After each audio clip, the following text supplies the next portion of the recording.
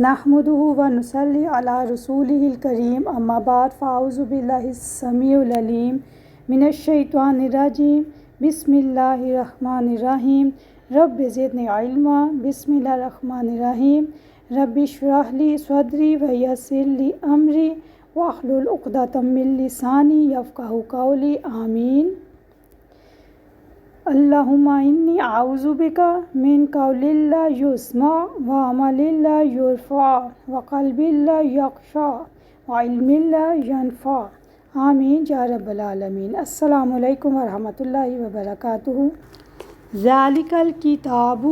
لا ریب فیہ ھدی للمتقین۔ اس کتاب میں کوئی شک نہیں، یہ اللہ سے ڈرنے والوں کو راہ بتانے والی ہے، ہدایت دینے والی ہے۔ اس آیت کے آدھے حصے کے بارے میں ہم نے کل الحمدللہ سیٹرڈے کو پڑھ لیا تھا کہ دنیا کی کتاب میں غلطیاں ہو سکتی ہیں، لیکن یہ کتاب جو اللہ کی طرف سے نازل ہوئی ہے، اللہ کی نازل کردہ ہے، اس میں کوئی شک نہیں، اور اس کے اوپر جتنے بھی تبصرے کیے جائیں ان تبصروں میں کوئی حقیقت نہیں۔ دل میں یہ یقین ہونا چاہیے کہ یہ اللہ کی طرف سے کتاب ہے، اور اس کے بعد فیہ اس میں ہدایت ہے متقی لوگوں کے لیے، یہ بھی دل میں یقین ہونا چاہیے۔ پیاری بہنوں، ہدایت کئی قسم کی ہوتی ہے۔ آپ جیسے دیکھیں، ایک رہنمائی یہ ہے، ہدایت یا رہنمائی اس کو بھی کہتے ہیں کہ آپ سے کوئی شخص راستہ پوچھے تو آپ اشاروں سے اس کو راستہ بتا دیتے ہیں یا علامات بتا دیتے ہیں کہ اس راستے سے آپ جائیں گے تو آپ کو اپنی منزل مل جائے گی، یہ بھی ایک قسم کی رہنمائی ہے۔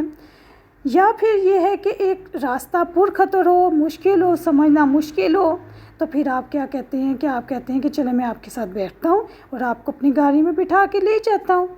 انگلی پکڑ کے آپ اس جگہ پہ اس کو پہنچا آتے ہیں، یہ بھی ہدایت ہے۔ اور ایک ہدایت وہ ہے جس کو فکری رہنمائی کہتے ہیں۔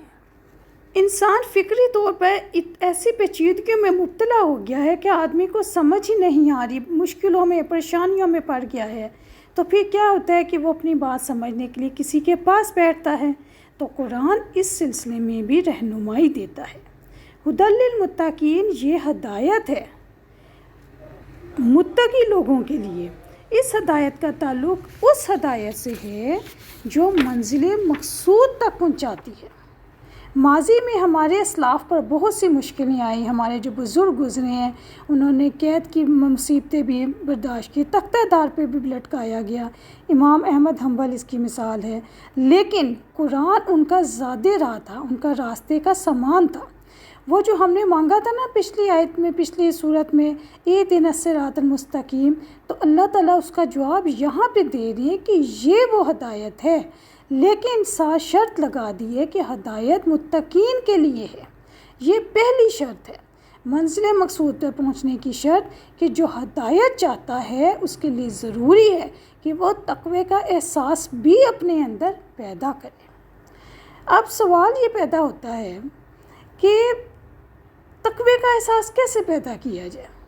اب آپ یہ دیکھیں کہ رہنمائی صرف یہ نہیں ہوتی کہ بڑے علوم و بڑے مقصد کے لیے تو ہمیں ہر قدم پر ہدایت درکار ہوتی ہے، حالانکہ زندگی کے جو روزمرہ کے کام ہوتے ہیں جن کے بارے میں آپ اکثر تردد میں مبتلا ہو جاتے ہیں، میں کروں نہ کروں، مجھے یہ کرنا چاہیے کہ نہیں کرنا چاہیے، آپ کے دل میں شک آ جاتا ہے، لیکن اگر وہ سچا سالک ہے، اگر آپ اللہ سے واقعی حقیقت میں مدد مانگنے والی ہیں صراط مستقیم کی، اگر آپ دل میں اہدنا الصراط المستقیم پورے سچے دل سے پڑھتی ہیں، جب آپ دعا مانگتی ہیں یا جب آپ نماز پڑھتی ہیں تو آپ پورے سچے دل سے کہتی ہیں اہدنا الصراط المستقیم، تو یقین مانیں اللہ تعالیٰ آپ کی زندگی کے ہر مرحلے پر آپ کی مدد کرے گا، چاہے وہ اجتماعی ہو یا چاہے وہ انفرادی ہو، چھوٹا راستہ ہو یا بڑا راستہ ہو۔ یاد رکھیں، اگر ہم دل سے اللہ سے اہدنا الصراط المستقیم مانگیں گے تو اس صورت میں ہمیں اپنے دل کو صاف کرنا ہوگا، ہر قسم کی برائیوں سے، گناہوں سے صاف کرنا ہوگا۔ اگر ہم اپنے دل کو ہر برائیوں سے معاف کریں گے تو پھر ہی ہمارے دل کا تعلق اور کیفیت صراط مستقیم کے ساتھ ہوگی۔ ہمیں کیسے پتہ چلے گا؟ ہمیں اس طریقے سے پتہ چلے گا کہ جب ہم اللہ تعالیٰ سے ہدایت کی دعا مانگیں گے پورے سچے دل کے ساتھ، دل کو صاف کرتے ہوئے، تو پھر ہم حیران ہو جائیں گے کہ ہماری زندگی میں جتنی بھی پریشانیاں، مشکلات آئیں گی ہماری زندگی میں،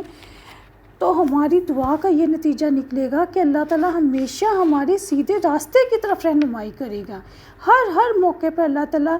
اس طرف رہنمائی کرے گا جو راستہ ہمارے لیے بہترین ہے، اور جو صرف لفظی کلامی کرے گا اہدنا الصراط المستقیم صراط الذین، دل سے اس دعا کو نہیں مانے گا، یاد رکھیں وہ انسان زندگی میں ہمیشہ کنفیوز رہے گا، ہمیشہ مشکلات میں رہے گا۔ تقویٰ کا مطلب ہے بچ جانا۔ سورۃ مزمل میں اللہ تعالیٰ نے فرمایا، کیسے بچو گے تم اس دن سے اگر تم کفر کرو گے، اگر تم نے قرآن کو نہ مانا، ان کفر تم، اگر تم انکار کی روش پہ چلے، کیف تتفکرون، تم کیسے بچو گے اس دن سے جو بچوں کو پورا کر دینے والا ہے۔ اسی طرح سورۃ انفال میں بھی بچنے کے معنوں میں آیا، اس فتنے سے بچو جو صرف ظالم کو ہی لپیٹ میں نہیں لیتا بلکہ سب کو اپنی لپیٹ میں لے لیتا ہے۔ استغفر اللہ۔ اس کا مطلب یہ ہے کہ صراط مستقیم پہ چلنا، اللہ تعالیٰ سے سیدھا راستہ مانگنا، یہ دل کے احساس کا نام ہے۔ حضور صلی اللہ علیہ وسلم نے فرمایا، تمہارے جسم میں ایک گوشت کا لوتھڑا ہے، اگر وہ گوشت کا لوتھڑا ٹھیک ہو گیا تو سارا جسم ٹھیک ہو گیا۔ وہ گوشت کا لوتھڑا جس میں تقویٰ ہے، جس میں احساس ہے، جس دل میں احساس ہوگا وہی احساس باہر آئے گا۔ تو دل میں قرآن کی جگہ بنانے کے لیے پیاری بہنوں، پہلے اس کو صاف کرنا ہوگا، اس کو خالی کرنا ہوگا تمام دنیاوی لالچ سے، تمام دنیاوی غرض سے،